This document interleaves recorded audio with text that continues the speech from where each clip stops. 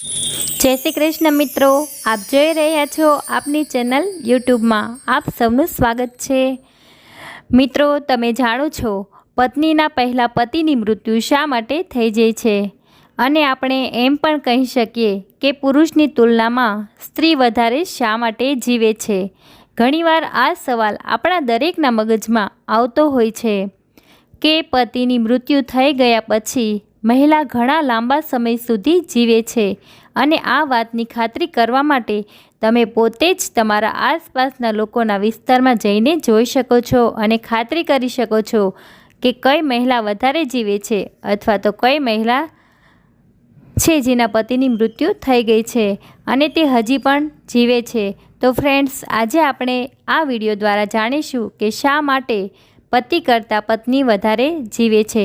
પુરુષની સરખામણીમાં સ્ત્રીઓ વધારે જીવન જીવે છે, અથવા તો એમ પણ કહી શકાય કે સ્ત્રીઓ પુરુષો કરતાં ઉંમરમાં વધુ જીવન જીવે છે.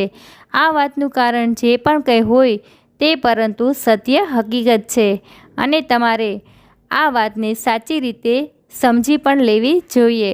આમ જોઈએ તો આ વાતમાં વૈજ્ઞાનિક અને ધાર્મિક એમ બંને કારણ છે, તો તેના ઉપર પણ આપણે વાત કરવાના છીએ. આમ જોવા જઈએ તો આ ઘટના લાંબા સમયથી ચાલી આવી રહી છે અને આ વાતની પણ તમને ખબર હોવી જોઈએ કે ગરુડ પુરાણને 18 પુરાણોમાંથી એક પુરાણ માનવામાં આવે છે.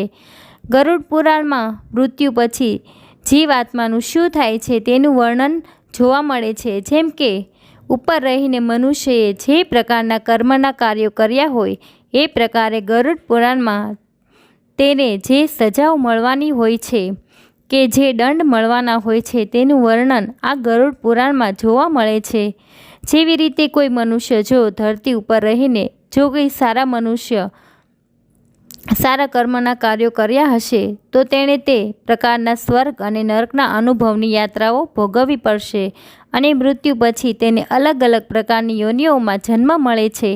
આ સિવાય પણ ઘણી બધી ઘટનાઓ એવી હોય છે જેના કારણે પણ પુરુષની આયુષ્ય ઓછી થઈ જાય છે અથવા તો તે વ્યક્તિના જીવનમાં દુઃખ, ગરીબાઈ અને દરિદ્રતા આવવા લાગે છે.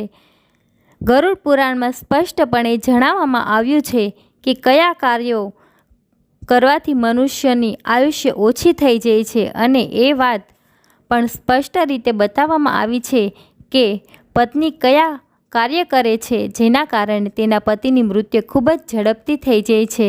ફ્રેન્ડ્સ, આપણા હિન્દુ શાસ્ત્રોમાં પતિ પત્નીને એકબીજાના પૂરક માનવામાં આવ્યા છે. શાસ્ત્રોમાં જણાવવામાં આવ્યું છે કે વ્યક્તિનું જીવન ત્યાં સુધી અધૂરું રહે છે જ્યાં સુધી તેમને તેમનો જીવનસાથી ના મળી જાય. આપણા શાસ્ત્રો મુજબ પત્નીને અર્ધાંગિની દેવી તરીકે પૂજવામાં આવે છે. ઘણા બધા કાર્યો આપણા શાસ્ત્રોની અંદર બતાવવામાં આવ્યા છે જેને કોઈ પણ પત્ની કરે છે તો તેના પતિની ઉંમર વધી જાય છે અને ઘણા બધા કાર્યો એવા પણ જણાવવામાં આવ્યા છે કે તે કાર્યો જો કોઈ પત્ની કરે છે તો તેના પતિની ઉંમર ઓછી થઈ જાય છે. જો કોઈ પણ પત્ની તેના પતિના આયુષ્ય માટે કે લાંબી ઉંમર માટે વ્રત રાખે છે, તીર્થમાં ભ્રમણ કરે છે અથવા તો પૂજા પાઠ કરે છે તો શાસ્ત્રો કહે છે કે આવા કાર્યોથી પતિની ઉંમરમાં વધારો થાય છે. સાથે સાથે ગરુડ પુરાણમાં 3 કારણો એવા પણ બતાવવામાં આવ્યા છે જેના કારણે પત્નીની મૃત્યુ પહેલાં પતિની મૃત્યુ થઈ જાય છે. તો આપણે એ પણ જાણીએ કે ચાલો 3 કારણો કયા કયા છે. પહેલું કારણ એ છે કે કોઈ પણ મહિલા પોતાના પતિની આયુષ્ય માટે વ્રત રાખે છે અને આ ઉપવાસ અને વ્રત કરતા સમયે તેઓ ભૂલ કરે છે, એટલે કે વ્રત રાખ્યું હોય ત્યારે ભૂલથી કોઈ વસ્તુ ખાઈ લે છે અને એવી જ રીતે કોઈ જોવે નહીં અને તે વસ્તુ ખાઈ લે છે અને જાણી જોઈને ખાઈ લે છે તો તે ખૂબ જ મોટું પાપ ગણવામાં આવે છે. શાસ્ત્રોમાં જણાવવામાં આવ્યું છે કે આવી રીતે જે કોઈ પણ સ્ત્રી મહિલા કરે છે તેના પતિની મૃત્યુ ખૂબ જ ઝડપથી થઈ જાય છે. અને મિત્રો, ગરુડ પુરાણમાં આ વાત સ્પષ્ટ રીતે બતાવવામાં આવેલી છે, એટલે કે જે કોઈ મહિલા પોતાના પતિ માટે કે તેમના લાંબા આયુષ્ય માટે વ્રત કે ઉપવાસ રાખે છે તો તેને સાચી નિષ્ઠાથી નિભાવવું જોઈએ અને કોઈ પણ જાતની તેમાં ભૂલ ન કરવી જોઈએ.